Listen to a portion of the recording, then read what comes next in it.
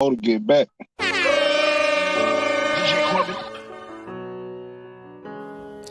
This is your Friday Night Lights podcast show.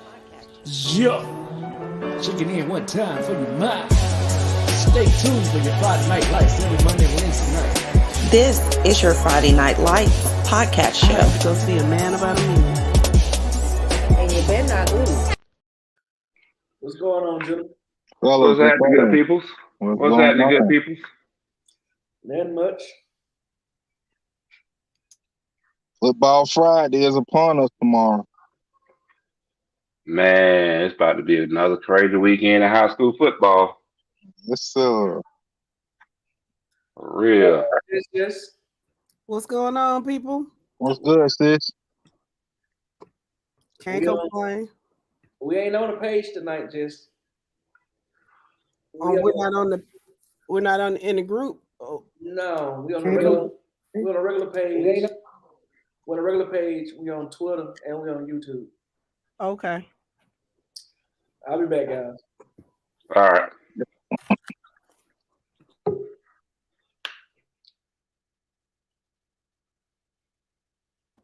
So did we decide on the player of the week? We're gonna hold off until next week per Mo. Didn't get the votes on it, so he don't want to release anything yet. Okay. We thank everybody that did get their stats and their nominations in for their players. J-Bo, that's my bad, man. You sent that information in, and I forgot to pass it over to Mo to get them put on. But y'all get them in for next week, so we can definitely have a player of the week come up next week. Good luck to everybody on tomorrow. Hope everybody come out healthy. Famous words of my boy Mike Rachel. Thirsty B.S. Rollins, Esquire. Can't lose if you don't play. And there it is. There you go. Oh, your name is perfect, Thirsty. Thank you. Perfect. I appreciate it. I appreciate it. J-Bo, what's good, man? I know y'all gonna have a fun time with Spencer, man. I know y'all should have some godly numbers come Saturday morning. Nothing to take away from the Greenways, but you know that program just hadn't been there in the football program. If I'm not mistaken, they was playing for some basketball championships. So big ups to Spencer Greenways for that. But it's football season now, so I don't think they're gonna stand a chance with y'all on tomorrow. They will not. I can't recall when Spencer was ever good. Maybe in the 60s, 70s, maybe. Well, I don't know about good, but at least at one time they was competitive. You know, at least you got a good game out of them. You know, I just don't think that's gonna be the case come tomorrow. Not when I was in high school. I know we used to run through them in that region, but I mean, yeah, good slate of games though. I think I'm interested in that in county rival. I think that's one of the best rivals in rivalries in Georgia high school football. I love that Thomas County Central and that Thomasville rivalry. Oh yeah. I think Thomas County Central will kind of have their way. You know, I think Thomasville will come out with something to prove after their hearts being heavy on last week and not showing up for that Brooks County game. I think Thomasville will make a game out of it. I just think TCC a little too strong this year for them.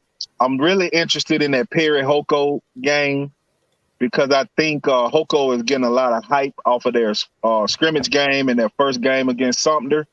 Mm-hmm. I like to see what they can do, get some competition like Perry. And, yeah, I think one other game that I thought was going to be pretty good, I have to go back and look at my note, but I know those two right off the top of my head. Oh, the Coffee County and Bainbridge game. Mm. Yeah. That would be really good. Yeah. I After just the want to see loss how this Bainbridge is going to bounce back.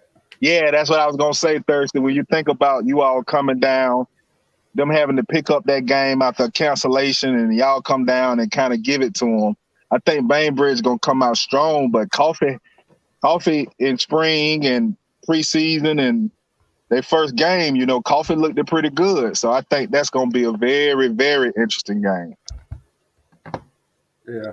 Anybody got any interesting games slated for tomorrow? Comment, get us in the comment. Let us know what y'all would like to talk about, what games y'all would like to talk about. Anything up north that you know of, Mike, that you've been keeping your eye on that should be interesting for tomorrow? Up north, I'm trying to think. I mean, it's not anything of top-notch teams that I'm keeping an eye on because majority of the top teams that's playing in the north should win easily over the weekend. Yeah. But when I get down into, the grit, as we discussed earlier backstage, I know that Renan versus versus Stone Mountain, it'll be a good game because of the two teams. Yeah. That's one that comes, that jumps out. I'm interested to see how Columbia comes back after the upset that they had last week. Ooh. That's what I call a jump start, man. A win like that, Columbia 2A, am I correct? Yeah. Mm-hmm. Yeah, they dropped down to 2A school, going down and playing a 7A school in their place and beating them. That's the type of win that can jumpstart your season. So I wouldn't be surprised if Columbia don't ride that high for the rest of the season, man. We talking 9 straight games or riding that high or beating that 7A school. Like, I've seen it happen before. That right there is what I call a jump start, and that could be jump starting that program up there. In future, giving them donating a lot of money to Columbia. Yeah, cause he graduated from Columbia. Mm-hmm. Yeah, he graduated from Columbia, so he built the weight room for him, and as of right now, it looks like it's making a difference. It's making a difference, man. Mm-hmm. Making a difference. But that goes back to what I said about that age stuff and talking about depth. You want that depth, but if a 7A program, which outmans a 2A program, but that 2A still came in there and put up everything. They gave them everything they wanted and didn't want, that lets you know, man, it don't matter about them A's. You just got to lace them up and be ready to play. Yeah, pretty much. Like my daddy used to say, on any given day. Now, I do want to talk about something from last week, Mike. And I think you kind of hit on it with your pick'ems. Mm-hmm. I was surprised about one game. I wasn't surprised about the outcome because I told you I think this team, if they ever find their identity, will be okay. But the Blessed Trinity and Calhoun game, I thought would be a lot closer than what it was. Yeah. So big up the Blessed Trinity, man, for pulling out the unbelievable victory over Calhoun, which, as a Peach County Trojan fan, kind of put a smile on my face. Oh, I'm a Blessed Trinity fan. Just from here on out. Yep, from here on out. I am a fan. I'm sure y'all are. I'm sure every fan down in Peach County is a Blessed Trinity fan last week. Oh, Mike, when you get to your pick'ems, man, I want to talk about that Oconee because I know you made a reference to them losing to the in-county rival of North Oconee. Mm-hmm. I would be very interested to see how they come out and perform after that loss. I would too, but, just as a teaser, just doing a little tease right now, when you take a look at who they playing this week, which we all know they fell out of the top 10. But they got a tough matchup this week also. Mm. They don't have an easy matchup this week.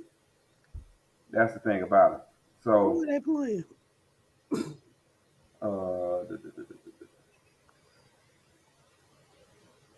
Clark Central. And Clark Central ain't no punk right now. Mm-hmm. Clark Central is coming back to old Clark Central that we know from back in the day. Yeah. Yeah, they did used to be really tough. Yeah, when they started spreading that talent around in that area, in that Clark County area. But if they getting it back together, man, it's gonna be ugly. I mean, well, you know, like I say, I'm a little tease. Like I say, Oconee is playing Clark Central. Clark Central is back. That's good. So we'll get into them about the 7:15 hour. About 7:15 hour, we'll jump into it. Unless y'all want to jump into it at the 7 o'clock hour, but yeah, it's gonna be interesting. That's gonna be an interesting game in 3A. Okay, well, we'll leave that up to you since that's your segment. You let us know. Any listeners that's on, man, shout out your team. Let us know who's on, what team you rocking with. But I think, like I said, man, it's the second week. You know, I said last week, and I heard you and Dro say this time and time again, Thirsty, you know, between that first and third week, you're really trying to feel your team out. You know, after that third to fifth week, you know where you are as a team. So I know it still might be some teams that are going to lose, that's still going to be probably showing up at the end of the season. But, you know, this week right here, it's a lot of interesting weeks. But I mean, a lot of interesting games because it's going to pretty much kind of start determine where you are. You know, if you lost that first week, you don't want to go down in the hole 0-2. Oh, nah, definitely don't want to. Definitely don't want to do that. Because now you're digging up. Well, you know what, though? I'm going to be honest, for a lot of teams right now, they can go down 0-2 because right now it's not having any impact on region standings. But it could be something that could come down to, I'm not going to say a tiebreaker, but I will say mindset of the team. That's the thing that I be speaking on, and you know it because I spoke about your Saints in that manner for a long time. Like when you 2-0, like I just spoke about Columbia going down beating that 7A school. Yeah. Man, when you get those kids hyped like that, you 2-0, those kids' morale is a whole lot higher than if you 0-2. Yeah, your season is not over because again, all you got to do is go through your region and you're okay. But going into your region play and being on the sub 500 side, that start messing with your psyche on that football field. So again, I think it's gonna be some telling games this week. You can kind of I think like I said, between 1 and 3 weeks, you know, you start seeing the cream rise. So you can kind of tell who are the better teams. But there's always that turnaround story where teams start out 0-something, 1-something, and make those runs, and you see them, you know, later on in the season. Yes. Well, you know, that's why I always go back and say, what's done in out of region play, at the end of the day, it's not gonna have much impact when it comes to you getting into your region, getting wins within your region, and giving you the playoff seed that you want. For sure. I.e., prime example. You can look at Cordell and Pete from last year. Cordell started off, 0-3 last year? Yeah. They did. Pete started off, 0-2? 0-2. Came back and made 1 and 2, number 1 and number 2 seeds respectively in their region into the playoffs. Yeah. So, out of region games are to get you ready for the region and for the playoffs. Yeah. That's what they're there for. Yeah. You know, so, you know, it all depends on how the coach feeds it to the players to get them to buy into that out of region schedule. Some teams got good, strong out of region schedule. Some teams got weak out of region schedule. And it's going to show when that time comes. Region and state playoff time. It's going to show big time on how those coaches prepare those players. Well, I know I spoke of the Perry Hoko game Now the matchup that I'm interested in seeing in the Middle Georgia area has to be the quarterback play of Amar Gordon for Perry and the sophomore phenom AJ Hill at Hoco. Mm. Like me personally, and I could be a little biased to this, I think Perry gonna have the better quarterback. Mm-hmm. I know but that you've seen Hoco both of player. them, right? You've I'm seen both. sorry. I'm sorry. You've seen both of them, right? Yeah, I've seen both of them play. Mm-hmm. I've seen both of them play. I know the Hoco kid has a lot of hype, and thus far, he's kind of lived up to that hype. You know, he hadn't reached the plateau that has been set for him yet, but you can see it. You know it's coming. Amar Gordon came on as a junior last year, 3,000 plus yards and 30-something touchdowns. And a lot of people attest that to the receiving core he had, which was a stellar receiving core he had. But the way the kids spin the ball and throw the ball, you pretty much know it really don't matter what receiving core he have. He know how to get the ball to him. Yeah. So that, I think in this Middle Georgia area, you're talking about the top two quarterbacks. To have them go head up tomorrow, I'm really looking forward to that. And let that mule call, Mike. Be quiet. I know, right? I know, right? Because it's sure like me. I only got one phone. Be We quiet. know who it was. I can't stand you.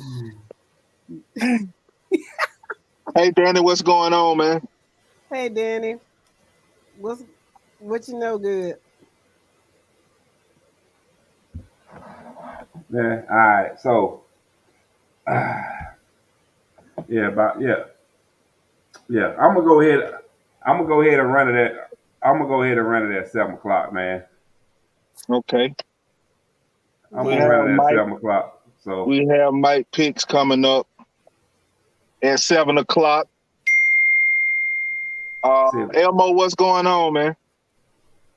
So prior to my picks coming up, this is what I'm gonna say, or this is what the wizard asked me to say. The wizard asked me to say, if you feel that you can do better than the picks that the wizard did, then by all means jump in and do your Friday Night Lights podcast pick 'em for week 2.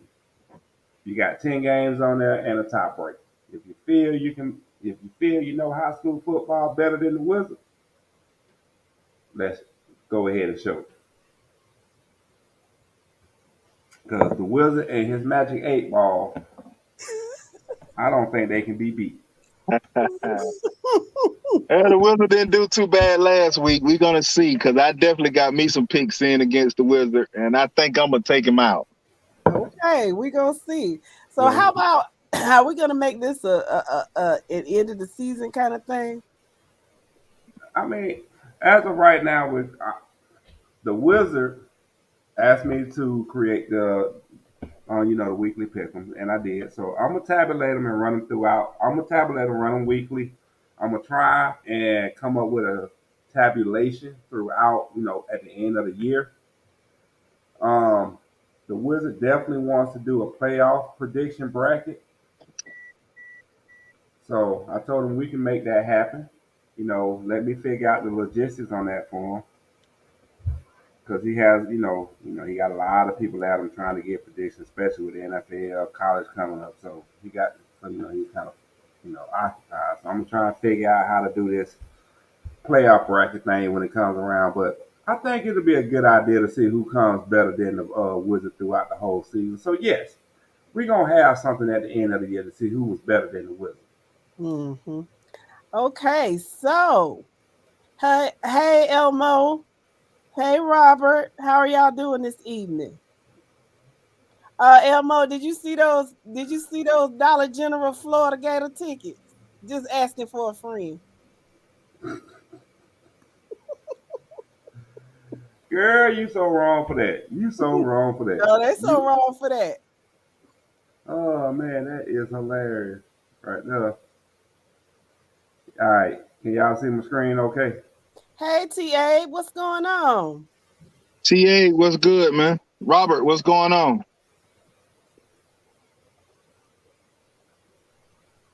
Okay, we got you up there, Mr. All right, so this is what the Wizard has given me to produce to you guys today. We're gonna start off in single A Division 2. We got the top dog Sly being off today. So as we run down through the schedule for the top 10 based off the AJC ranks, of course. So keep that in mind. Not GPB, not Max Prep, not Cal Prep, anything. We're going off of AJC ranks. So we got Bowden sitting at number 2 playing Central Carrollton. As of today, and going into the weekend, the Wizard sees it as a close game, being a toss-up. You can flip a coin on who's going to win this game. But as of right now, he's predicting Central Carrollton to edge it out. It could be by 1, could be by a field goal. Same thing applies to Macon County playing Clinch County. Close game. It's a toss-up. Right now, we're gonna say Macon County by 1. Wilcox playing Bleckley County. We got Bleckley County winning that one by a large margin of 16 points. Charleston County should be an easy victory against Yulee of Florida. We already spoke on Clinch and Macon. Lincoln County playing McCormick, South Carolina. All we're going to say is, I hope Lincoln County get a lot of season salt from them. Because McCormick ain't bringing them but season salt down here. Because they're leaving back empty-handed. No season salt, no victory. All right, we got Willa against Toombs County. Willa County, Toombs County. See Toombs County taking that one by a field goal at a minimum. Johnson County again at Jenkins County. Even though Johnson County is on the road, they should still win. And Washington Wilkes is off this weekend. I don't see no feedback going on yet, so we're gonna go ahead and move on to Division 1. So moving on to Division 1, Prince County Ave being off this weekend. I think they deserve a good off weekend. Brooks County, go out there, execute the first half. Let your second, third, and B team JV play in the second half. That's all I got to say on that. Raven versus Stevens County. Should be a good game, but I see Raven County taking it by, at a minimum, 6 points. Swainsboro against the number 10, 218, Washington County. Waco. Wow. Washington County will not be ranked number 10 after Friday. You're right. I have to stop you right there only to say their ranking will go up because I don't see Swainsboro beating Waco. And if they do, I don't see it being that big of a margin. That's huge. That's like 24 points. I mean, I'm just saying. I don't know. I'm not I don't predict. That's not my ministry. But it just seems like. Now, just before you get back rolling, Swainsboro had an impressive outing last week with Metter and got the victory. Waco come in, with the new head coach, former Washington County, Robert Edwards, Georgia Bulldog, Super Bowl champion with the New England Patriots as a head coach. I mean, I think the kids get up to play for him. I just don't see Swainsboro winning that game.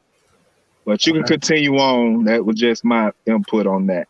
We're going to take a commercial break. Okay. All right.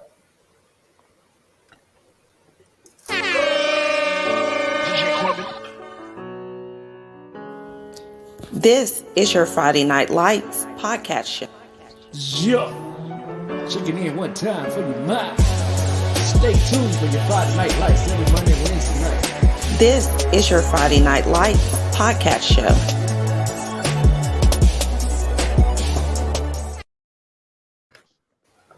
All right, carrying on. Irwin County, Dooley County. This is all I'm going to say. Irwin County is going to show Cordell how Dooley County should have been handled. I'm gonna leave that one. I'm gonna leave that there. All right. We already spoke on Blakely County and Wilcox. I'm not gonna go back into that one. Whitefield Academy against Strong Rock. Hold on 1 second, Mike. Did y'all see that? I did. Okay. Go ahead, Mike. Okay. Yeah. Whitefield, have fun. Make sure you back up and your backup get in on that game. Lamar County, Upton Lee. Upton Lee fans, it ain't gonna happen this Friday night. Meadow against Emmanuel County Institute. Have fun, Meadow. Make sure your backup get in. And then let me fix that. Can't see Darlington against Sonoraville. Yeah, I don't see what Sonoraville's score is. There we go. Can you see it now? I can see it now. Okay. 27-22. So, yeah. So it seems we're looking at it to be a close game, but Darlington should pull it out though. Danny says Washington County will upset Swainsboro. Hey, do our picking and beat the Wizards. We shall see on Friday. We shall see come Friday night how that played out. Okay, that's all I'm gonna say on that one. What will the winner get? If the winner beat the Wizards? Bragging right, because I'm not bragging right, because they not putting up money. I'm not gonna put my money up. I feel you. All right. Danny said, just bring it. Okay. That's all you got to do. All right, moving on to 2A. Elka Blessed Trinity. I don't see Blessed Trinity being that team this year because of what they lost. Head coach, star offensive player. I don't see Blessed Trinity being that, so I do see them losing to Elka. Man, Blessed Trinity don't upset you one time. You still gonna go against them? Yep.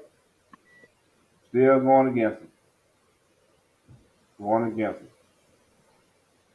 Got Fitzgerald at Turner versus Turner County. Man, what the heck just popped up on my screen? Y'all see this? I don't see anything. Good. Okay. We got Fitzgerald, Turner County. Fitzgerald, have fun. Enjoy Friday night. Affleck County, don't disappoint me. That's all I'm gonna say. Pierce County, if DJ Bell don't have 400 yards of total offense, it's gonna be a disappointing night. All right, Callaway, I hope you enjoyed your number 5 ranking in 2A, but you will be falling to Cedartown. So Cedartown seems to be back to their old ways. Mm-hmm. Rockmart, have fun against Cass. Putnam County, you got a close one against Baldwin. Once again, it's a touchdown margin, 6 points. It can go either way, but I'm gonna get an edge to Putnam. Yeah, only because I would too. Yeah, only because they're playing at home. Baldwin is terrible. Yeah, South Atlanta, Chapel Hill. Have fun, South Atlanta. Make sure you back up play. Columbia out of the Cape. Upset at Camden County last week. Underdog by 34 points walked away with a 3-point victory. You should win against Woodland Stockbridge this Friday night. You should. And I hope you do. We'll see if Big Head Syndrome gets them. Exactly. Hopefully it won't. Yeah, exactly. And once again, I already spoke on Washington County versus Swainsboro. I do see Swainsboro pulling that one out. All right. Oh, I went too far. Yeah, that's triple A. Go back. Where we at? There we go. The one that got everybody all stirred up and upset with the Wizards this week. This is the one region that everybody got something to say about. All right, as of right now, City Grove is not playing Edison, Florida. So basically, as of today, we're going to say City Grove is off. Cordell versus Westlake. That's all I'm going to say. Cordell. As Danny Jones said, you just bring it. I wish you the best of luck. That's all I'm gonna say on that.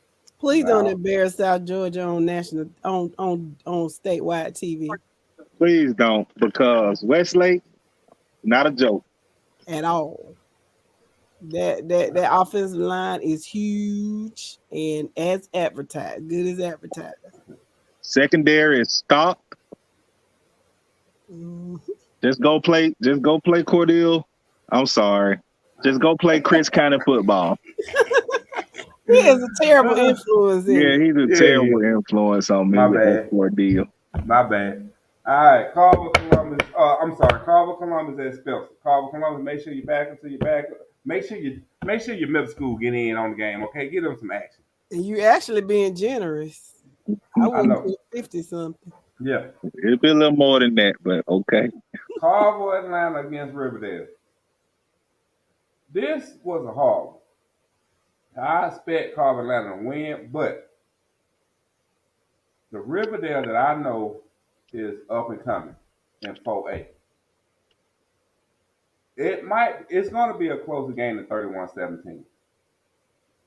Well, by looking at your picks or the Wizards picks that you're broadcasting here, if there is an upset in 3A, I think that Riverdale Carver Atlanta is going to be it. And it could be. Calvary Day is off this weekend. Sandy Creek. If y'all don't blow out these folks in South Carolina, we got issues with it. Peach County Northside. Northside has won 10 out of 12 so far. And I see Northside taking this one this year. And nothing wrong with what you see. So my thing is, and one of the things that me and the Wizard looked at is against who was it? Baldwin from last week. Your quarterback goes 8 of 25 of 22, 8 of 22. Mm-hmm. And you expect your quarterback to present better play against Northside. Oh, let's clarify that stat that he had 7 drops. He had 7 drops. So the quarterback efficiency was there. So you look to fix those things. And don't get me wrong, I agree with you that Northside Warner Robins has been a thorn, but we're not. We have beat and know how to beat Northside Warner Robins, and it's not the same Northside of Warner Robins also. So if you look at, I don't know if you or the Wizard actually watched them in their preseason game with Perry as well as their first game with Jones County. If you had, I don't think you would have came up with that score there. That's all I'll say about that. Well, the score is a touchdown. All you need is an extra point to win it. So if Peach County gonna get it done, it's gonna be on your. It's gonna be in the special. It's gonna be in that third element of all games, special teams. All right, Oconee against Clark Central. All I'm gonna say is Oconee, bye-bye out of the top 10. Wow. That's what I'm saying to Oconee. I'm telling Oconee is out of the top 10. They are not the Oconee that's been advertised all off season. Not until they get into region play. Oconee probably won't see the top 10 again up to around week 6 or 7 after today. Doherty against Randolph Clay. Doherty, get your bag up. Go ahead and get your youth team league in. All right. Yeah, Doherty got to get their lick back from last week where they struggled with Westover. Yeah. That's the team to do it. All right. Yeah. Poor Randolph. I know, right? Westland against Decatur. Decatur should win that one with ease.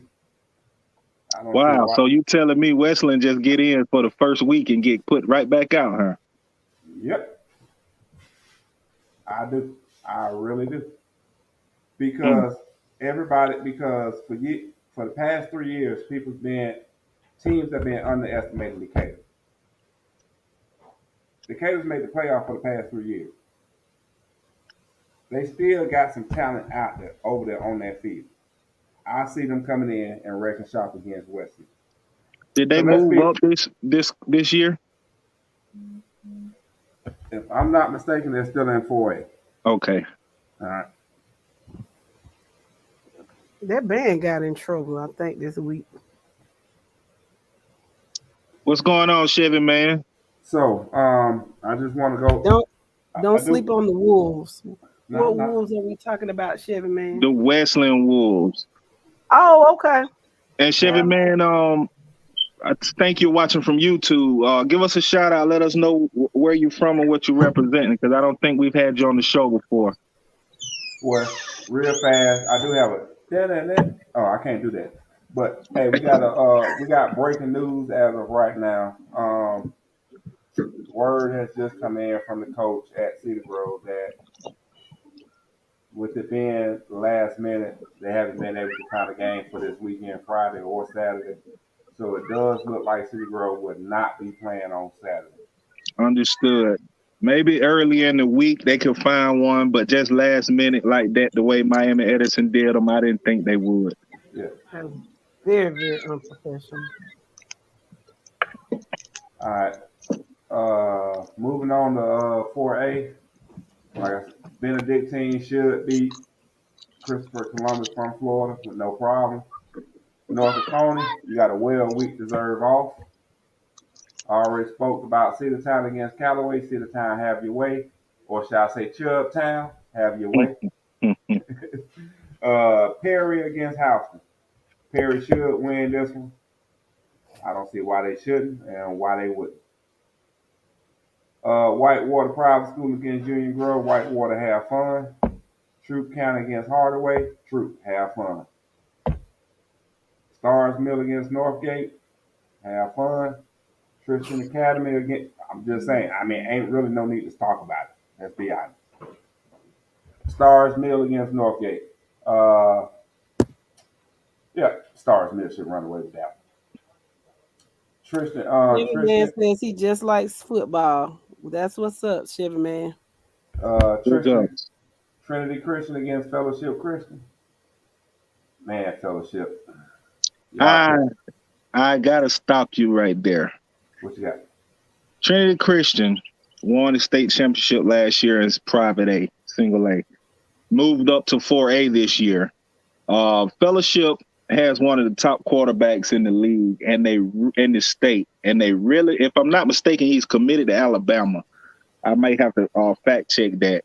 But came out and laid an egg last week and got put out of the top 10. I just don't think 2 weeks in a row after that performance with that stud of a quarterback that they go out 2 weeks in a row and not perform. Well, we're going to put it like this. Let's see who got the best recruits. Since they both private schools, let's see who got the best recruits. And that's the best way to sum it up with that private school, right? Yeah, best way to do it. Bainbridge, I expect Bainbridge to come out better than what they came out with last week. Not only one, because of the performance, but two, hopefully the weather holds off and allows them to actually play a decent game. But I still see Coffee winning.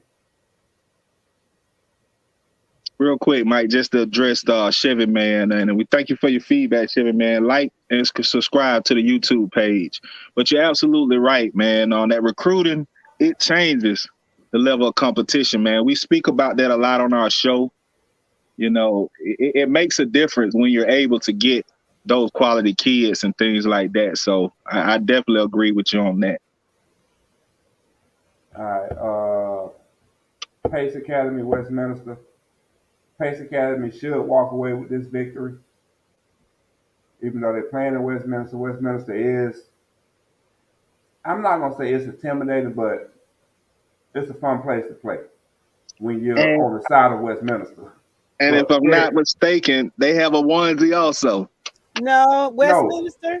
They No, don't. It no, they might as don't. well be a onesie because it's How small visitor. that visitor side is. It's Yeah, the That's what visitor it very side is. is small. yeah. Got It's that in little visitor side. That's Yeah, what it is. yeah, St. visitor side Pius' is small. onesie. Yeah. Yeah. Yeah. All right. Move on to 5A. Carsville, Jonesboro. Do I need to say the thing on that? Not at all. All right. Have Warner fun. Robinson is off this week. And I hate that for them. After the crushing loss to Lee County, you would think they would be ready to get back on that field. Now you got to eat that loss for 2 weeks. And you know, Mike, being a football player, former football player, you know that's a hard pill to swallow when you Yeah, take that loss and be off that next week. yeah. I know one thing. That practice team that practice squad in practice, oh, they catching it right now. Yes, sir. Yes, sir. Hey, Chevy, man, a onesie is what we call a one-sided stadium. We one of our panel members dubbed the one-sided stadium the onesie. All right, Jones County against the Cooler. I see.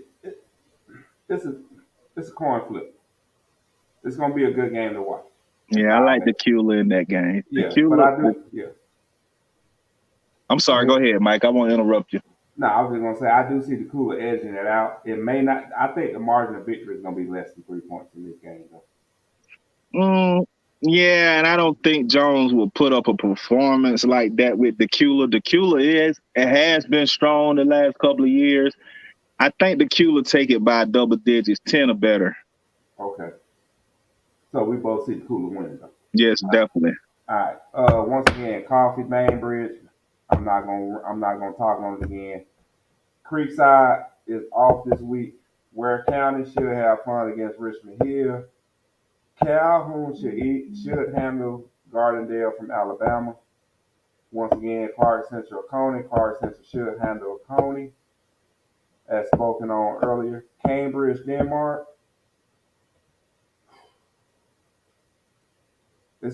I see Cambridge taking it, but it could be a little bit closer than that.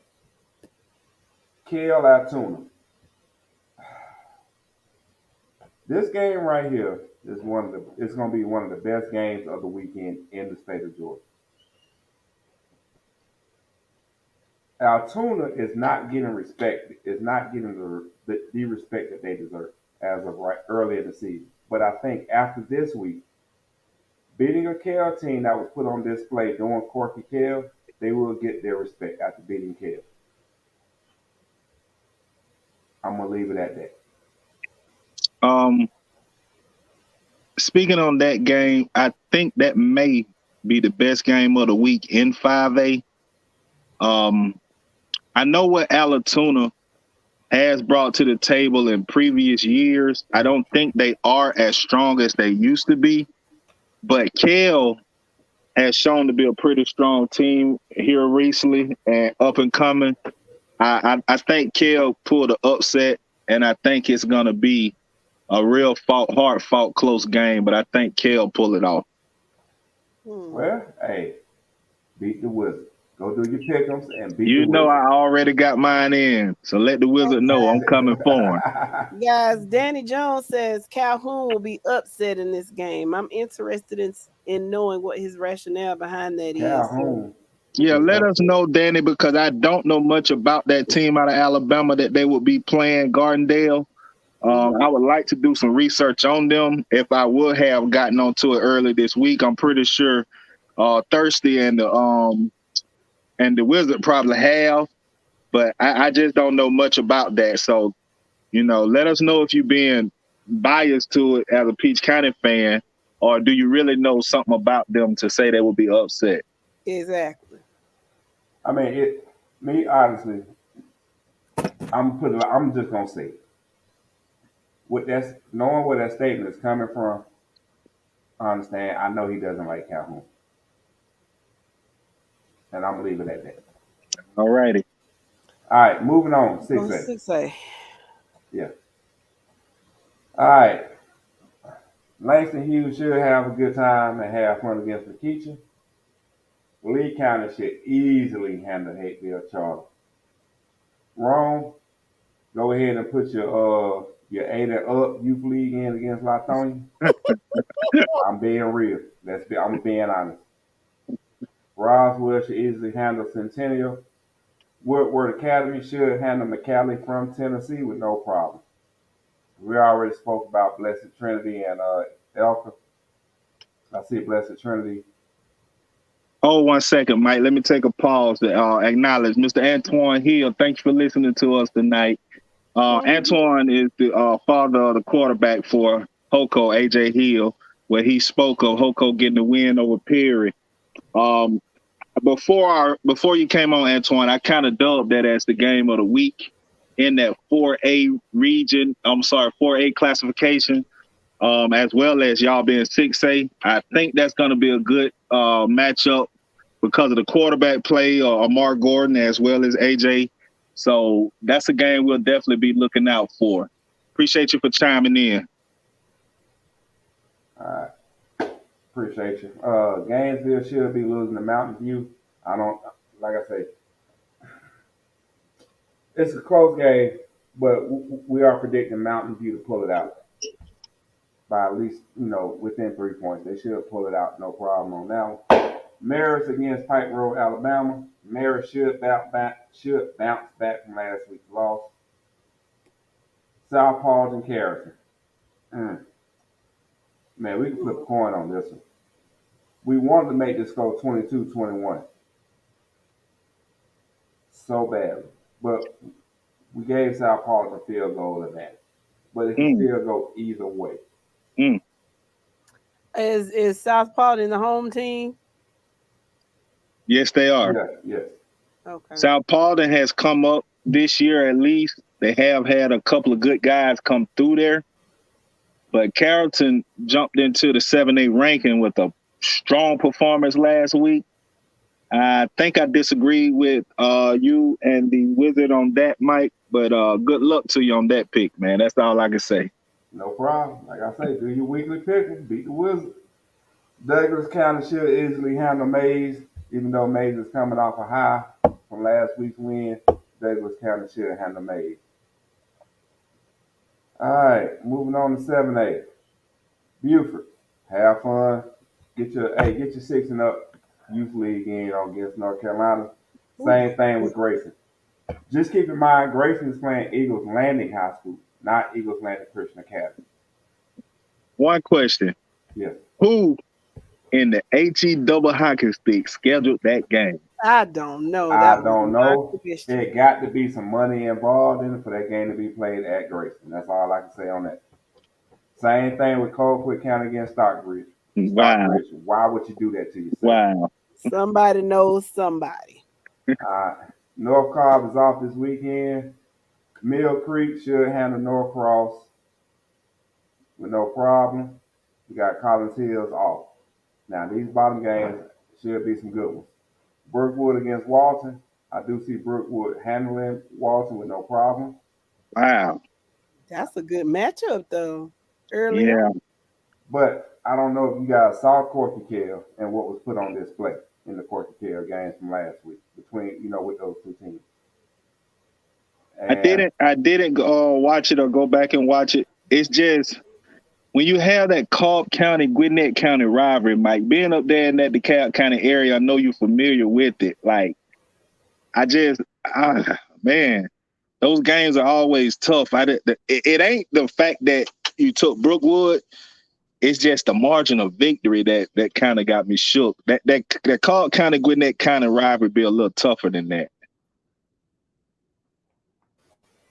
Oh, I agree with you. But like I say,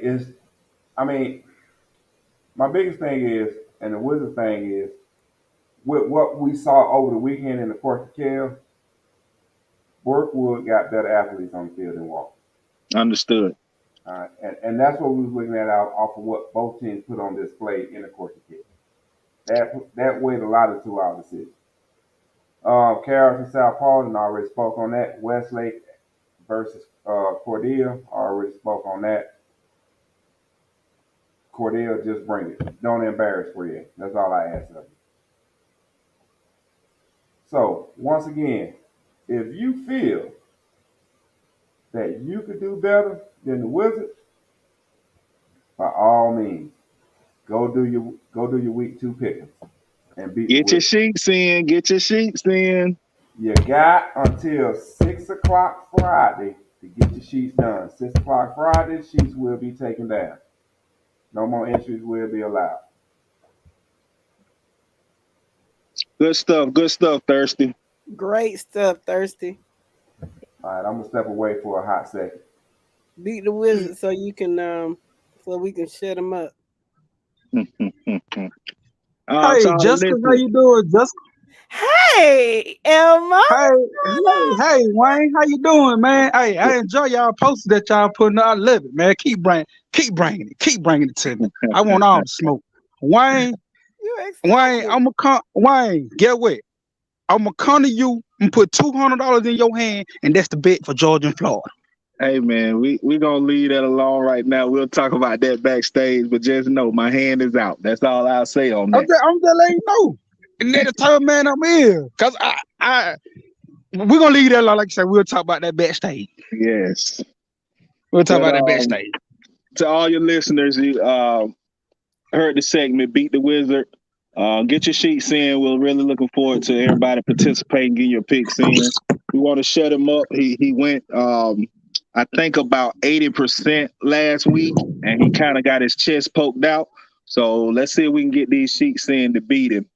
Also, don't forget to get your weekly stats in of your top performers. We will not be posting a player of the week, offense, defense, nor special teams this week. That was due to a lack of information that we was able to receive on the stats for the kids. So please remember, by Monday night, if I'm not mistaken, try to get those stats in so we can nominate our players of the week in every classification, offense, defense, and special teams. And we're also going broadcasting tonight on YouTube, Twitter. Like us, follow us. Facebook, like us, follow us. Give us some feedback. Let us know what team you represent, where you're from. Give us some predictions. Whatever you want to talk about, we're able to talk about it. So how do I get to the sheets for my picks? We do have them in the page. After the show, I'll make sure Thirsty or Mo or somebody can get it over to you so you can get those picks in. All right. If you go into the group, it is pinned as a feature in the group. So it should be sitting atop as soon as you enter the group. And the picks are also on Friday Night Lights podcast page that this podcast is being broadcasted from, is also on that page. Okay, gotcha. Can we get the official name of the page so people will know for sure exactly what to look for? Yes, we can. It is Friday Night Lights, AAA and More Football, 478-229-912-404-678. That is the group. If you would like to join the group, make sure that you answer all questions. So no one in high school is the page.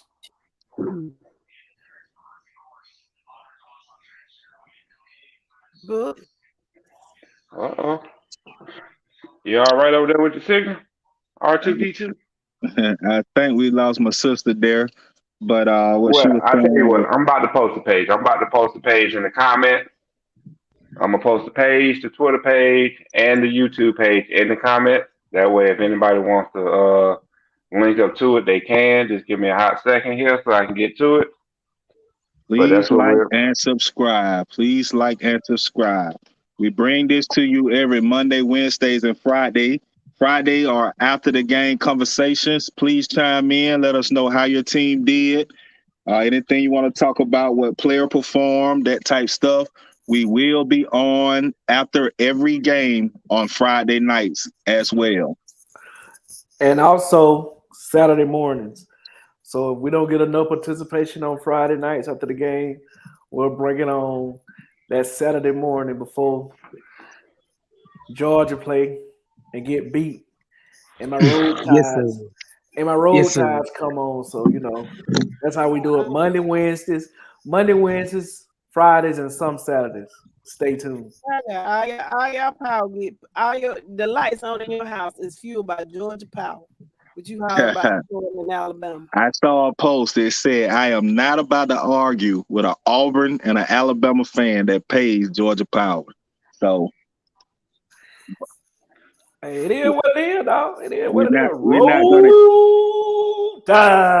not going to entertain that. I'm not going to entertain it. And it's not even Nick Saban. I actually like Nick Saban. Why? What you do that for? I just do. I like Nick Saban. I can't stand Alabama fans.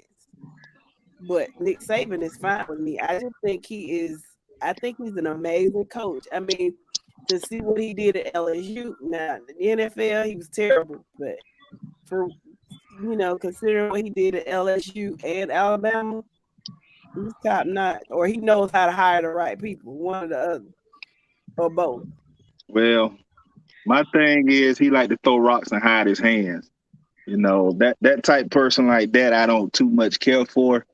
Where you sit there and you buy shiny Corvettes and all of that. And please understand, it's just my opinion. Ain't no way am I tied to, or have any knowledge of Nick Saban doing anything wrong.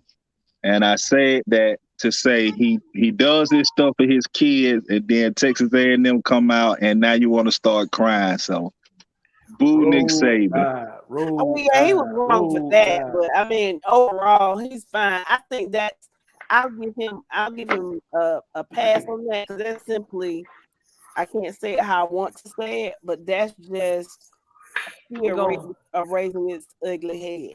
We're gonna get away from that right now. We're gonna discuss what Danny Jones said. Okay, so what does that mean to me? Gardendale, James Clemens, 41-34. Is James Clemens? Who are those teams? Where they from? They're from Alabama. Yeah. So is James Clemens a powerhouse in Alabama? Danny Jones. This is Friday Night Lights, Georgia, not Alabama, man. No, he's no. answering the question. I know, but I don't know nothing about them, so we're gonna keep it Georgia. But no, we're not. I'm gonna tell you why. Yeah, we asked him a question. I asked him a question about Gardendale is playing at Georgia school. So I asked Georgia school. They're playing Calhoun. And so what I asked him was, okay, he said that they're going to upset Calhoun, and I asked for his rationale. And he's saying that Gardendale beat James Clemens. So I'm trying to figure out why he's saying that they're going to beat Georgia State. Oh, I got you now. I got you. So James Clemens is a powerhouse. Okay. I ain't hear that. So Yeah, you was on mute, Mo, but that's all it was about. We care. Our thing is Georgia football, high school football, north to south. We care nothing about Alabama. The only feedback from that was because of that question that was asked. Yeah, like I said, we care nothing about Alabama. Nothing. Not so. Nothing. I like the fact that we had Antoine Hill, we had Chevy Man, we had new listeners on tonight. Like that really, and that chimed in. That really made me feel good as far as a panel member. Antoine brought up an interesting point about the Hoko and Perry. And I think if you all listened from the beginning of the show, I told you that was one of my interesting games this week. Mm-hmm. So panel members, we've gotten the Wizard and Thirsty Rollins take on that game. Got Perry winning, I think it was about 7 points. Anybody care to share their intake on that for Mr. Antoine Hill? I think Perry loses by 3. Interesting. I think they lose by a field goal. I don't know. Because Hoko didn't play nobody last week. They played Sumter. We all know what Sumter is in football. So you coming up against a maybe say I will say maybe way more better talent and Perry when you compete on the football field. So I think I would give Hoko the edge by 3 points. I would give Perry the nudge by 2 touchdowns. Okay. It's because that quarterback is what make the team. Yep. So I'm not knocking Hoko with a quarterback, what they got or whatever, but it just when I talk to the coach at Perry and things he said and what I've been hearing, I give Perry about 2 touchdowns. I have to agree with Mo. I got Perry 34-17, 2 touchdown favorite. Again, I've seen both of these kids play. They both are the truth. I just have to get a nod right now to Amar Gordon out of Perry. You know, AJ just a junior. I'm sorry, the sophomore. The kid got 2 more years. I'm not saying he's not going to be great one day. It's just right now I got to give that nod to Amar Gordon out of Perry. I think they're a 2 touchdown favorite. Next year, okay, so the next 2 seasons, he's gonna be something special. Yeah. There'll be something to deal with over there in Hoko. They got Jeremy Edwards, who's a great offensive coordinator coming out of Warner Robins, offensive minded. Actually visited his house one day and talked to him. When I tell you that coach knows football and know offensive side of that ball, he got some playmakers and gonna be able to utilize them. The next 2 years, be on the lookout for Hoko. But for right now, I got to give it to Perry. So they say in 2025. Go ahead, Rick. They say in 2025, the 2 top players in the state of Georgia is gonna be him and EJ. That's what they said 3 years ago, 2-3 years ago, that him and EJ gonna be the 2 top players in the state of Georgia. Mm-hmm. Yeah, I can easily see it. I mean, at that quarterback position, at least, I can easily see that. Yep. You know, I know. I I know you have some skill position players. I know we have one in Isaiah Mitchell here at Peach. I know they have one over in Perry, Khalid Miller. That's pretty good.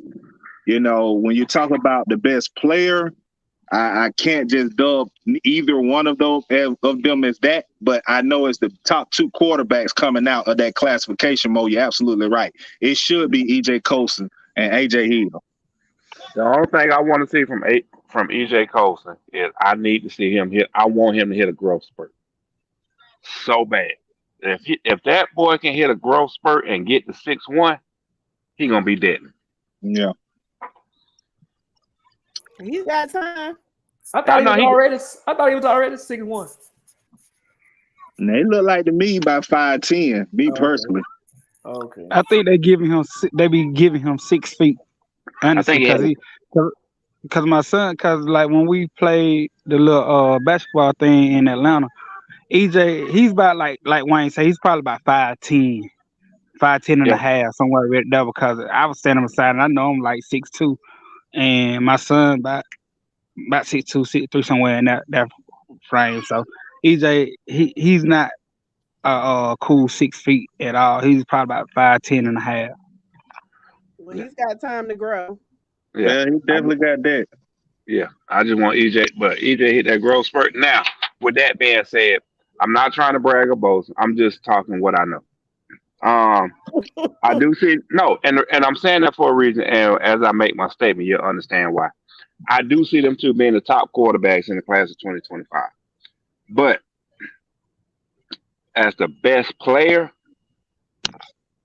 they got some competition. Yeah, that's my take on it. Also, yeah, my thing is, I know for a fact, as of right now, the starting running back at Cedar Grove is a sophomore also. Well, let me change that. the two best quarterbacks in the class of 2025. There you go. And I told you spot on with that, Mo. You didn't even have to change it because we clearly understand what you're saying. They definitely will be the top two quarterbacks unless something happened. You know, I know what Mike was saying about EJ growth spurt, but I know AJ probably be standing a legit 6'4", 6'5" right now. Like, the kid is phenomenal when you think about what a quarterback should look like.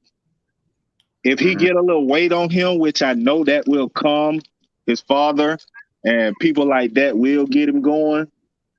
That kid is going to be okay. Mm-hmm. They both will. What about, and speaking of class of 2025, I don't know if he's a class of 2025 or not. The young guy from Manchester, have y'all seen him? Manchester? Yes. Running back? I think he's huge. And I remember him in middle school. And I think he already had some offers. And I don't know if he's a class of 2025 or not. I think so. If I'm not mistaken, he trained with Brent Allen and Doc. Oh. I think he's some kin to TJ Ferguson. Oh, okay. Yeah, and that kid, he is special. I think he's gonna be in that list. Also, Sly County have a sophomore playing linebacker and running back. His brother played for Sly and now is on the Auburn Tigers squad. He also is a stud. It's a lot of players that's going to be coming out in that 2025 class. But hands down, quarterback position should be locked by those two. Whoever be the top player, number one overall player coming out is still yet to be seen. But for quarterback, we know it should definitely be them two. Ain't what you calling that class? Ain't Isaiah Mitchell. Yes, you got Peyton Joseph also in that class. Yeah. Like, that's a strong 2025 class is a very strong class. They have any offers yet? Yes, I mean, I'm pretty sure everybody we've named got offers. I'm pretty sure everybody we've named. I know Isaiah Mitchell and Peyton Joseph do. I know and AJ Hill. We know EJ Colson. I know the kid out of Sly County does. Now, I'm not sure about that kid out of Manchester, but I know if he's the same one that I'm talking about, that he should have offers. I think Georgia offered him as an 8th grader or something. Yes, that's who I'm talking about. Yeah. That's what I'm talking about. Well, I'm excited. I'm looking forward to seeing them in the next 3 years. Yes, ma'am. Some good. And I do. Whoever got the kids in the background, please mute your mic when you're not talking, please. Thank you. And I want to give a Jess, you got kids over there? I want to give a no. I want to give I want to say something. Couple of news. Go ahead, Mo.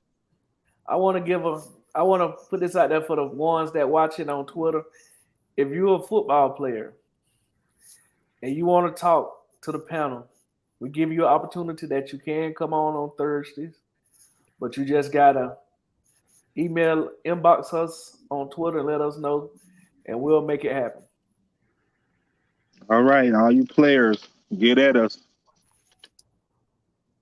And parents, we won't hurt them. Trust me. We are not here to belittle any kid. We love these kids. We want to lift them up. We want to see them all do good. That's our motto. That's our motto. That's our motive for the show, is to encourage and uplift these kids, spotlight them on what they do, because we know it is very difficult to be a student athlete. Very. Only thing about it is, if they lose, we're gonna send them to go find a mule. Yeah. And you better not lose. You better not lose. And we're gonna send you to go. And we're gonna send you to go find a mule. Mule hunting ain't so bad sometimes, y'all. Let the mule hunter tell it. I mean, I guess we got our regular listeners on because I don't see anyone shouting out. But if anyone listening for the first time, or even if you haven't, just comment and shout out your school, where you represent and what school you're from. We'd love to give you a shout out. Yes, and we'd love to talk to you, especially teams that we're not as familiar with. I would love to talk to you and get some insight. Yes, you hear us speak a lot about the Middle Georgia and the DeKalb County area because that's what our panel consists of. We would love feedback from north, south, middle, east, west. We want it all. We want to get these kids the exposure and talked about that they deserve. Yeah. Is anybody out there from Augusta? Let me talk to y'all. Yes, that Thompson to Augusta. The Clark County, our Athens area. Get at us. Let us know what's going on in y'all neck of the woods. We'd love to hear from you. We surely will. I would like to shout out Tony Davis on his first win as the head coach. Yes, congratulations. He did a phenomenal job with the kids on yesterday, 22-6. Just pray that they keep prospering and keep it going. Amen. Amen. Congratulations, Coach Davis. Good job, Coach Davis. I appreciate it, and you are instilling in them what Peach County tradition is, and I appreciate that because you know it. And big up to our EP who was able to film some of the game in the rain. Stood there and took it like a G.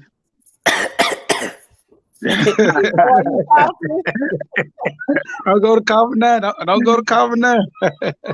Anybody come on new? Shout out to the team. Let us know where you representing. All right, Mr. EP, are you ready to roll with that great bean footage? Roll that beautiful bean footage. If you ready, I'm ready. I'm ready. So I'm gonna go ahead and set it up. So on Monday, we did an interview with Coach Adams, head coach of Cedar Grove. On Monday, pre-recorded interview. We all know what has expired between Monday and today.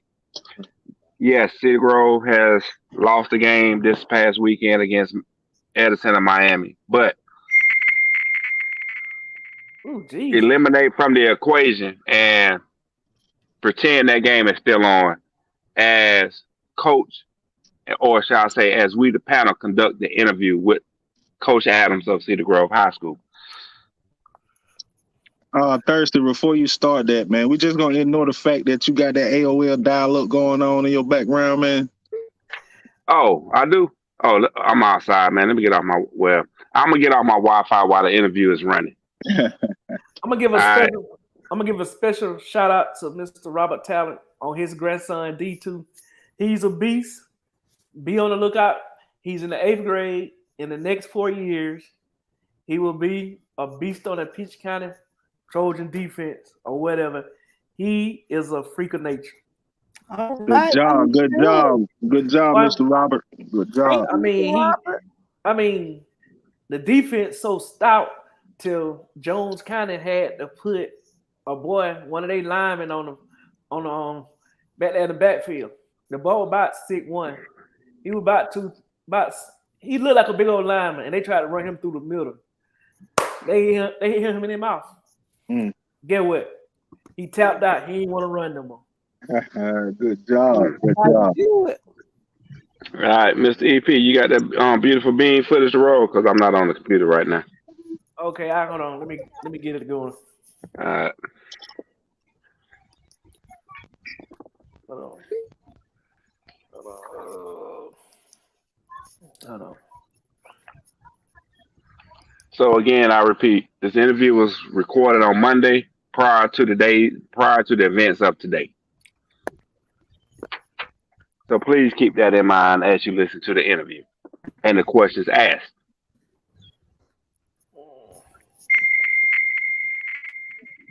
But who got AOL dial-up going on? That's your download. Nah, that ain't my. Nah, I'm on my. Hey, let me put myself on mute. These people keep texting me. Nah, I ain't got no. You have mail. That's a text message. They keep texting me. That You sound got like me. that sound like some old Yahoo. It's coming through my Yahoo used to be the computer. thing now. The text that comes through my computer. I'm trying to tell them to stop. I mean, I'm getting calls and but I'm putting myself on mute. Okay. But just put your phone on do not disturb while we on. That's all you gotta do. Mike, you gonna have to do it. All right, give me a second. I might drop off, but I'll be right back on 'cause I'm going to the desktop mode. All right.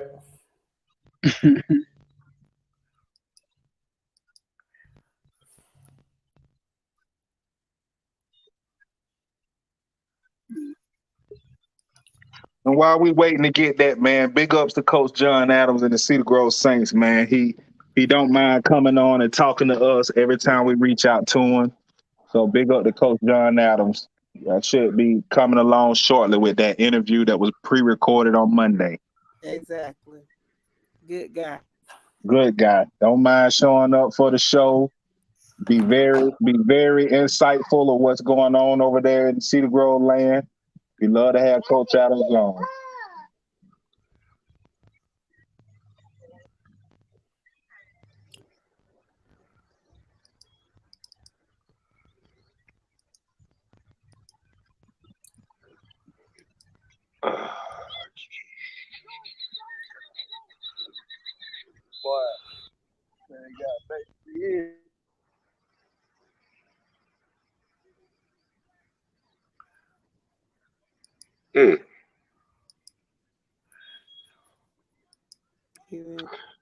Nah, I'm sitting up here trying to do it on my phone right now.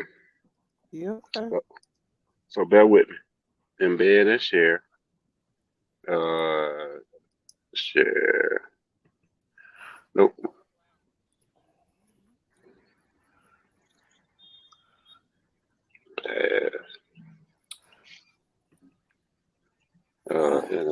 In the studio. Give me a second, people. Give me a second.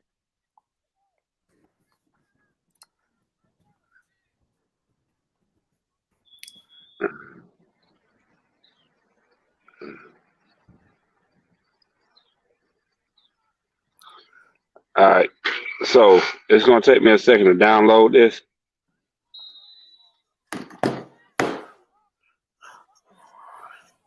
In the meantime, so give me a yeah.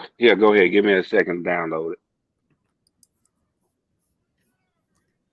In the meantime, between time, what games are y'all looking forward to this year? If y'all don't mind, my daughter can answer that question for you, Jess. All right, answer for me, baby. Big game. What? If you need an interpreter, she said Peach County. That's right, baby. Say it again. Big game. That's right, sugar. That's right.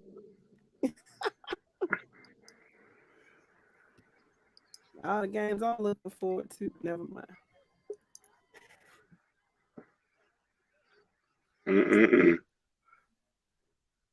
All right, that's good.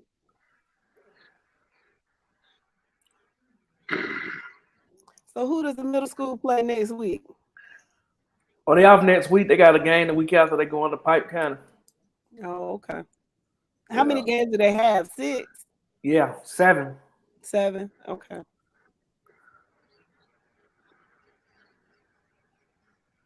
Man, while Mike getting that together, I made a mention, and maybe y'all in the listeners can come in on this and think about this. When you're a number one team like the Warner Robins Demons, you go out and have a poor performance against Lee County. Man, do you dread having that off week? Like now you got 2 weeks to let that loss ponder on you, man. That's painful. Yeah, it is. I'm not a football. I've never played football, but I would imagine that it is. I mean, because the win would last maybe 1 or 2 days, the high. Yes. But the loss lingers. Yes, especially when you can't get that what we used to call it, getting that bad taste out your mouth. Mm-hmm. Yeah. And not to mention their next week opponent is Crosstown Robert Northside. Their next week opponent is Crosstown Robert Northside. Oh wow. I agree, T. You know, you can imagine being on that offensive line and you take a loss and you off that next week. And like I said, you got rivalry week. You got Northside coming up when you do play next week. So maybe they'll use that chance and that opportunity to get that bad taste out their mouth. But if they don't, can you imagine? Wow. that breaks their season. I know it's still early, and we talked about Warner Robins losing to Lee. I've heard so many people say that may be the only loss they suffered this year and should be okay once they get in the region play. But, man, imagine if they do go out and lose that game against Northside. Man, that breaks their season, if you ask me. Yeah, it really puts a dent in their morale at least. I mean, it'll kind of show you what they're made of, though. Yes. You're ready to start a fight in the living room. You're ready to start a fight, T. I don't blame you. I don't blame you. You know about that, don't you? Hey, T, real quick, man, would you be coming down? Just do you know if he'll be coming down for tomorrow's game? The last I talked to him, he was. Yeah, I'd love to meet you, man. I'll be on the field, but I'll definitely come up, and I got to see my sister because she getting ready to leave, y'all. We'll be missing our sister Jessica for a couple of weeks while she'll be traveling, but we'll still be keeping in with our mule chaser. I'll be on the podcast. I just, Yeah, but I gotta come up and chasing other mules. Go ahead, Mo. I'm sorry. I want to give a shout out to Chris Counter JV from Sure Not Darty 12-0. Good job, Chris. Good job. Per Jamie Ledger. So we're gonna congratulations, Cougar.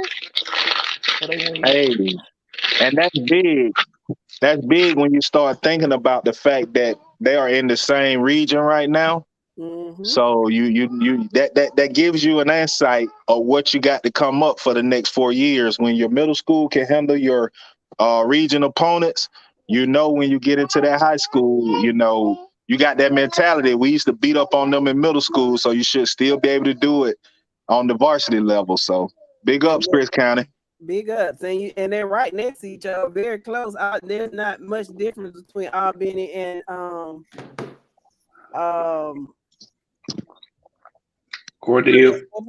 They probably related. So. Oh wow, Antoine, man, I was out there when I left. You all were up 6-0, so I didn't think it would get that ugly. But big ups, Antoine, for the score. Hoko beat Peach County JV today for the score 20-0. Big ups, Hoko. Congrats, Hoko.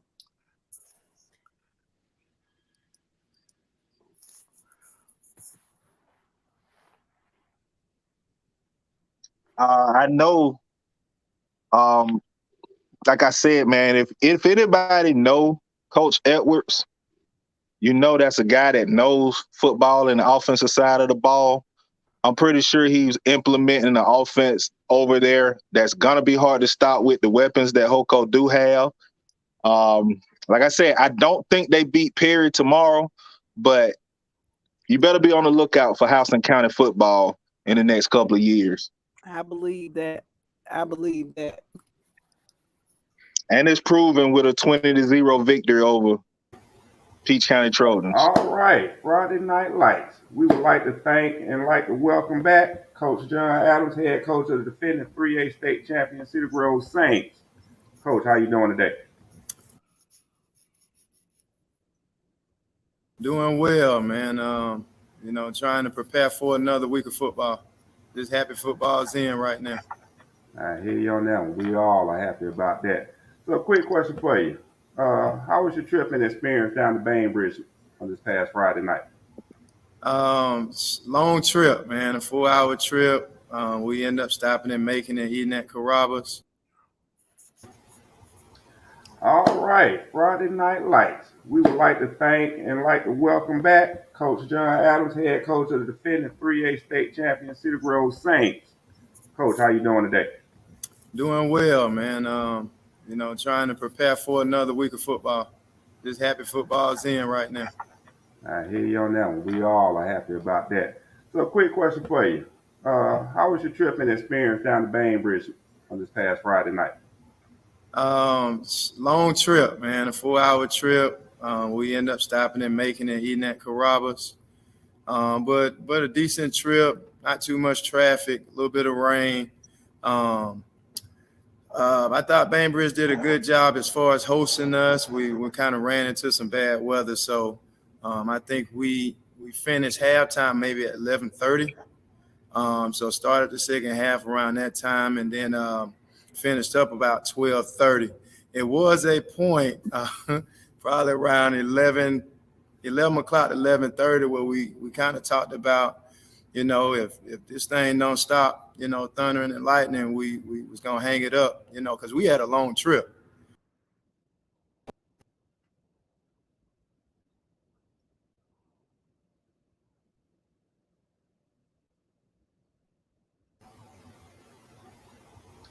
All right. We would like to thank and like to welcome back Coach John Adams, head coach of the defending 3A state champion Cedar Grove Saints. Coach, how you doing today? Doing well, man. Trying to prepare for another week of football. Just happy football's in right now. I hear you on that one. We all are happy about that. So, quick question for you. How was your trip and experience down to Bainbridge on this past Friday night?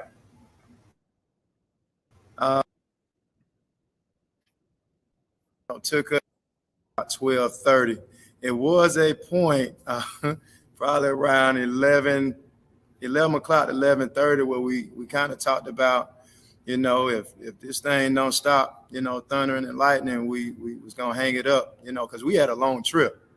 But we kind of waited it out and, was able to get 4 quarters in. Cool. Great. Next time I ask you, trying to stick to Bainbridge for a minute. With the first game of the season in the books now, how do you assess your team's performance against Bainbridge, despite the weather conditions you had to deal with? So with Bainbridge, they was an option team on offense.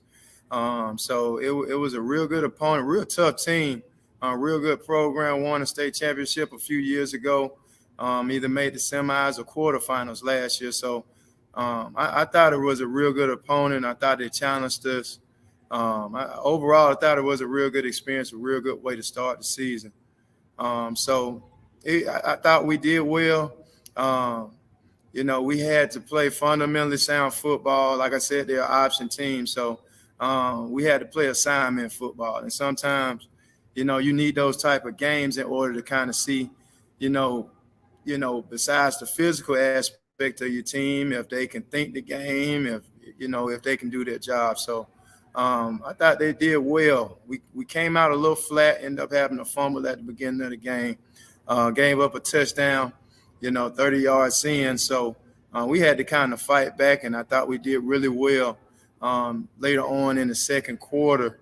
And then the second half, man, we got into a physical battle, and then that just kind of, took us to a whole different level. So I thought we did really well second half.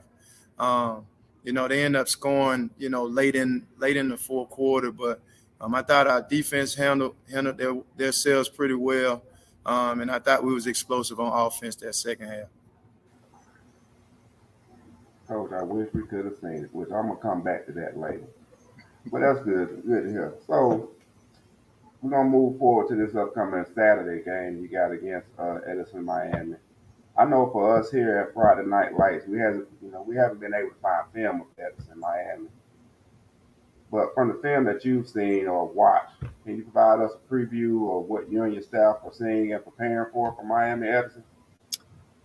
So just based on the film that we watched, I've did a little bit. We just got the film probably 2 days ago, or yesterday. But you know, as a coach, you got to try to, you know, dig deeper, man. You got to go to huddle. You got to look at the roster. You got to look at highlight tapes, any little thing to have an advantage, or just be able to plan, you know, beforehand. So Miami Edison has a real good receiver. They're gonna move him all over the place. He's committed to Miami. Was probably committed to Clemson probably for a year and a half. But he's really dynamic, really fast, really good hands, and can make plays for him. Just looking at the film from their game last week, I thought they did some really good things on offense. They're going to spread it around. They're going to go 4 and 5 wide, and some trip formations as well, too, or 3-by-1 formation. So we're going to have to, you know, our defensive backs are going to be challenged.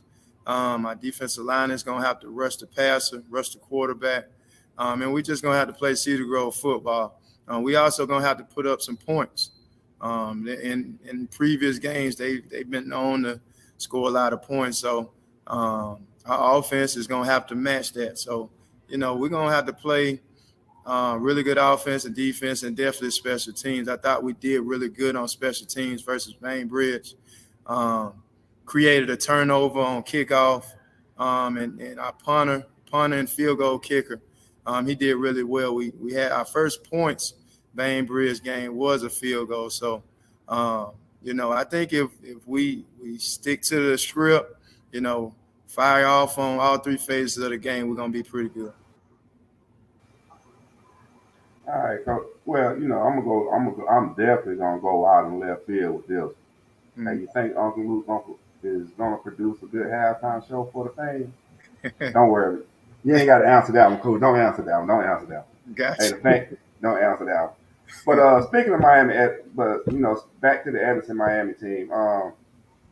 Can you give us some insight as to how Cedar Grove, DeKalb County, Miami-Dade school system were able to get this team back on track? Because for a minute there, we were worried about an 8-game schedule. Man, it was really frustrating. You know, lost some sleep with it too, because you want your guys to play. You want a 10-game schedule. You want really good opponents. You know, one thing dealing with a national schedule, you know, you deal with contracts, and if you ain't dealing with no contracts, man, it's really wishy-washy. So, you know, I just kind of prayed about it. We were at a point last week where we had no clue what was going on week 2. Like, we didn't know if Miami Edison was going to come up. A couple of teams that were open, they weren't going to play Cedar Grove. So, like, it was real frustrating. You know, I told the kids, I was like, look, we're going to have 10 games. I don't know who we playing, but we're going to have 10 games. So, you know, luckily enough, our athletic director, you know, made it happen. I texted Luther yesterday, and, you know, we exchanged film, and it's on Saturday. So, I bet. Hey, as long as we got I like how you said that, Coach. Luke, and then you changed it to Luther. Yeah, I guess that's what they know. They call him down there. We know him as Uncle Luke, but I guess his own town, Luther. Yeah, trying to change his image up a little bit. But get off track get off track again. And this is going back to a statement I made earlier. Many fans, including, you know, like myself, disappointed that we couldn't watch Friday's game on the NFHS network as advertised. Do you have any insight to if DeKalb County is in talks with NFHS to bring their streaming services throughout the county? I think it's in the works. You know, it's unfortunate. You know, you want to be able, and you know, on a situation like last Friday, you got a 4-hour drive, so everybody can't make it. You know, we end up having a fan bus, but you just have, you know, people who have situations. This was a last minute game as well too, so a lot of people couldn't get off work or made, you know, prior you know, arrangements. So you know, last meeting we had as far as head coaches, we kind of talked about, you know, this huddle deal and, getting some kind of subscription where, if we're playing outside of, the perimeter, that would be able to at least stream games. I think we have a few games that'll be on TV, and we have some guys that come and they tape our games, but we want the real deal. We want somebody out there, taping the whole game, not breaking it up and putting it in a highlight. So I think DeKalb County is in the works. I'm not the head guy, so I can't tell you when and where. But I think it's coming in the future. Yeah, I know a lot of your games outside of perimeters event are slated to be streamed. You got some schools inside the perimeter. I know your private schools got, they're streaming on there with no issues. Their home games anyway. I know your Westlake game should be on there for Westlake stream from their home stadium. Mm-hmm. So I guess it's a matter of DeKalb County, putting up the money to allow every school, or at least put the equipment in the stadiums around DeKalb County. And that's the kind of huddle deal that we kind of, talked about. So, I'm just hoping it happens soon. It's really good football in DeKalb County, really good athletes. And I think we need to be or have more exposure. Just speaking of taping, we used to, a lot of people don't know, Westminster, man, they have like their own, audio visual deal, and they tape every game. Those kids do a great job of it. And even, from years previous, if they wasn't still in the playoffs, Westminster kids would come and actually, videotape live our games, man. So that was, something that was real special, something I would never forget that they always did for us.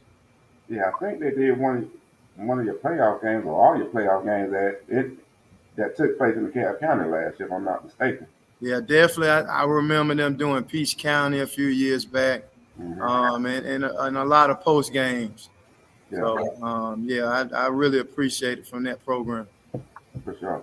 Well, Coach, I'm gonna pass the questioning over to the panel. See if anybody on the panel has a question for you before we let you get back to work. Well, sir, I just have a question. I know that you guys have one of the toughest schedules in the state. So did any of your coaches' friends check on you after seeing y'all schedule publicized, and and what are your expectations with that tough schedule, playing nationally ranked teams? So anytime you have a region like we have, it's going to be hard to get games, especially with the way our program is grown. And, so our region is just 4 teams total now. So I have to go out, this past year and even next year and get 7 non-region games. So, like I said, with the way our program is right now, everybody doesn't just want to put Cedar Grove on their schedule. And then I have to, do a good job of managing my schedule as well too. Like I just can't, I want to play the top teams, but, I want to be healthy at the end of the year, so it was a lot of thought behind it. Some things that I wish I could have did differently, but, we here now. So we just taking it one week at a time. We prepare, we focus on practice, making sure our kids are healthy, making sure our kids are prepared. And, each week is important. Each week is a state championship, and that's how we're going to take it. That's awesome. Well, we wish you the best of luck in your season. Definitely hats off to you for creating a schedule that's going to only make your guys better. Thank you. Sure. Hey, Coach, how's it going today? Doing well. Okay, Coach. One question for you is, with that schedule that you had to go out and get, just being a 3A school, depth would be the most important thing. And although I haven't saw you personally this year, I was able to see you in the preseason game with Keatron. And Dang, coach, you look like you got a 7-day program out there with all the kids on the team. So I just want to know, having those kind of kids, that type of depth and things, do you think that will be enough that you need to get over the hump with this schedule that you have set up? So the biggest thing about, I think, 3A and 6 and 7A or just a higher classification is depth. Coaches will tell y'all that, from South Georgia all the way to North Georgia. The 7A ball clubs, they have 100+ players.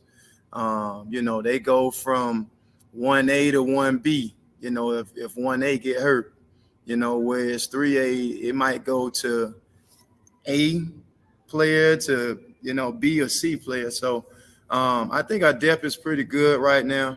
I think, we have a big 9th grade group, that definitely helped out, and just the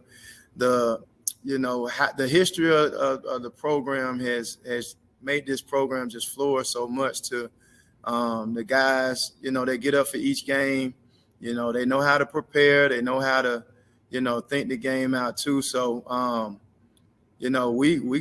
feel like, if the ball roll our way, we're going to have a chance in any game we're involved in, if we're healthy. Right now, to me, our program, whether it's a 3A team we're playing against or a 7A ball club, we're ready to compete, and we're ready to make plays. How you doing today, Coach? Hey, Jessica, how you? I can't complain. My question revolves around your traveling. You all are going to be true road warriors. And there's a saying, there's no place like home. And it can get kind of weary being on the road all of the time. So I guess my question to you is, what will you say, or do you think that will have a huge impact on their performance, and how will you keep those guys motivated, not only with the tough opponents, but just traveling all the time and not being at home? I think, the thing about traveling is with high school football, you got kids that won't make it to that next level. They won't be playing in the SEC or P5, or, just a college situation. So, them being able to travel at the high school level, everybody won't experience that after their high school career. So we make fun memories, we take pictures, we sit down and eat. We love to travel. And we have a good time. Even just think about the Bainbridge game. We got back at 6 a.m. Saturday. So just a lot of hours bonding, building a family-oriented, team. So I do wish we had a few more or extra home games, and, it'll flip-flop. So, for instance, most of the time when you're dealing with a contract and you schedule an out of region opponent, that following year you got a home game. So we may have a lot of home games next year. It'll flip over. But I'm one that I enjoy, the bond and the development of culture and character and just that family bond that we build traveling each week. Well, that's awesome. And I do wish you all the best. And I am really excited for those kids to be exposed, especially when you all go to DC, because it's a great place to visit. So I wish y'all all the best. Thank you. All right, Coach, we're going to get ready to wrap this up unless there's something that you just want us to know from Cedar Grove that's going on. If not, I understand if you're going to keep your secrets over there. No, we just I just want y'all to keep following us, your support. The tickets for Saturday's game is on GoFan right now. Adults are $7. I think seniors and students, they're $5. So that game is going to start off at 7. Just like you said, a lot of our games aren't home games. So actually, Saturday is senior night. Wow. So, yeah, so we'll be honoring our seniors, and I think it's going to be a good atmosphere, a good Saturday night, and some really good weather, hopefully, and hopefully we'll give you guys the performance that y'all looking for. Yes, All right. and maybe a surprise halftime show. Yeah, right. I guess with our opponent, man. So I'm looking forward to meeting them as well. I met him earlier this year down at Alabama. I had some guys, camp at the University of Alabama, and he had some guys as well. So we kind of bumped into each other there. So it'll be good seeing them, and I'm looking for a real good game too. Hey, panel. I do have one other question for Coach, if that's fine. All right. Coach, we know you have a nationally ranked schedule, and from last interview we did with you, we know that you're setting out to get that nationally ranked, and I respect you and the program for that. But when it comes to the state of Georgia, you still have to come back, play your regions games, playoffs, and fight for that 5th in 7 years, as Mike would put it. Is there any team in 3A, because the classification is pretty strong and competitive itself, so if there's any team in 3A that you're interested or think that you may have a chance to play for the championship this year? I hadn't even looked at it that far. You hear a bunch of stuff. South Georgia always produce. Chris County has a good program. Peach County, been hearing some things about Calvary Day in Savannah, but I hadn't had the time to really look that far. Just kind of trying to take it 1 week at a time, and that's the only way I think we can do it. We can do it if we're gonna run the table, if we're gonna be, consistent or competitive this year. We just gotta, take it 1 week at a time and focus on that opponent. All right, Coach. Like I say, once again, I want to say thank you for coming on and allowing us to step into your world and give us an insight to what's going on down at Cedar Grove. As always, I'll probably be seeing you Tuesday at practice. Probably roll up on you and see how y'all doing, walkthroughs and stuff. But once again, Coach, thank you for coming on and allowing Friday Night Lights to spend some time with you and talk to you. And you are always welcome whenever you can, when time allows for you. Appreciate it. You guys are always welcome. 2360, River Road, man. We got a lot of good stuff going on. The football program is really good, but we just got some good things going on. I think our basketball program is going to be pretty solid as well too this year. So definitely, y'all come by and speak, and we'll be glad to have you. All right, Coach. Thanks for the invite, Coach. All right, y'all take care. Take Good care. luck. Yep, Coach.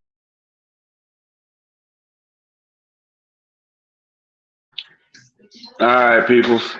That was the interview we had with the coach from Cedar Grove, Coach Adam, this past Monday. Once again, I reiterate, it was pre-recorded from Monday. So therefore, the situation that has arisen since then with the cancellation of the Miami Edison game, hopefully they can find something, but I seriously doubt it. Yeah, I was going to that game too, TA. Yeah, I see T said that was a perfect answer he gave, and a lot of people that's upset about the cancellation of that game. We was really looking forward to, coming and checking it out. Yeah. Which was the perfect answer? What are you talking? Which one? He gave a lot of perfect answers. Yeah, he gave some good ones. I think he was talking about what I asked about any teams that he was looking forward to playing that he probably could see, and yeah. Yeah. But he's a good one.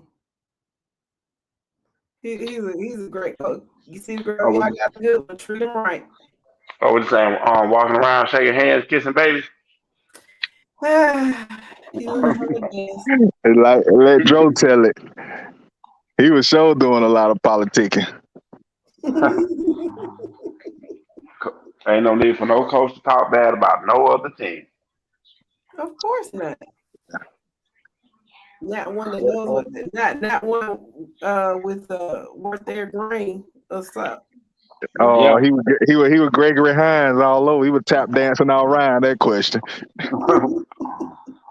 But hey, that's any coach in 3A gonna tap dance around that question. Any good coach, you supposed to, and Yeah, I don't fault exactly. him for it. And you all know on this panel, any coach we have, I always bring that up about teams they're interested in facing, and we've been pretty much getting the same answer from every coach. Yeah, we have. Every coach we don't ask that question to been tap dancing on around it. So listen, podcast family, if you're out there listening, if you have a coach that you want us to interview, and you have connection, we would love to have them on the show and talk to them and interview them about Georgia High School football. So if y'all have the plug, let us know. We'll be more than happy to talk to them. And that is middle school and high school. Exactly. As long as it's Georgia football. Not the plug, my sister said. Yeah, she said the plug. You just can't run off on the plug though. I mean, you know. But as we get, what time is it? We got about 14 minutes left. So as we get to wrap this up, I do want to say thank you to everybody that's watching from either Twitter, Facebook, or YouTube. Thank you for watching us. And as we said earlier, please pass the word. Please pass the word. Yes. Tell your friends, tell your family, tell anybody that you know that likes Georgia High School football to tune in. We want your input. We want to talk to you. We want to learn about Georgia football all over the state. We'd love to hear more. So y'all come talk to us. I'm going to check out a little earlier, you all, from the closing remarks. So I just wanted to give a shout out to Coach John Adams of Cedar Grove again. Great interview to my panel mates. We always give a good interview when we have these coaches on, and y'all all do a good job. I want to give you a great standing ovation for that. And shout out to all the new listeners tonight that came on. Hope to hear you back. Like, please subscribe to our page. Listen to us every Mondays, Wednesdays, and Fridays.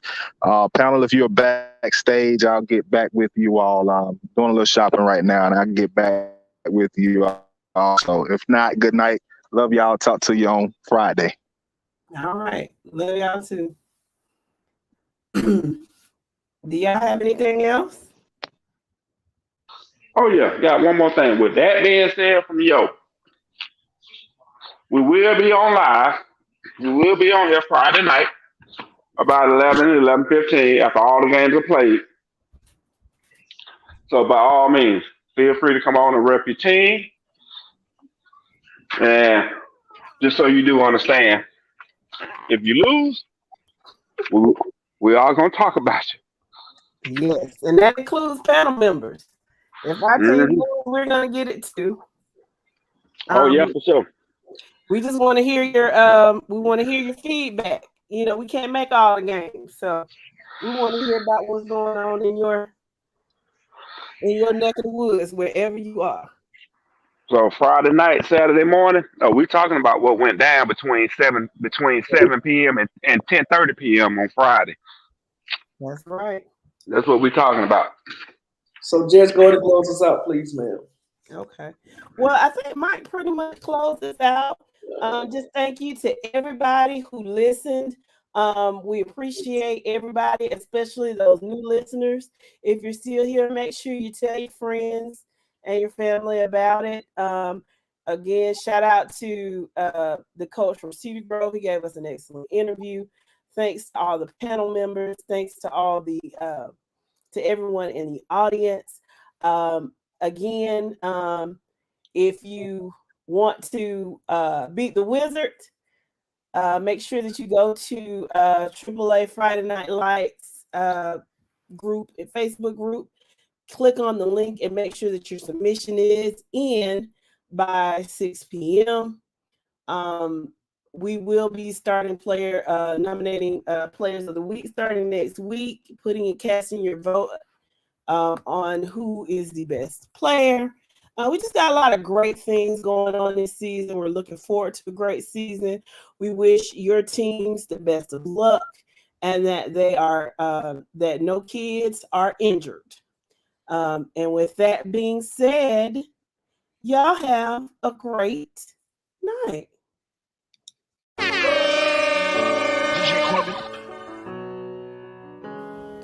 This is your Friday Night Lights podcast show.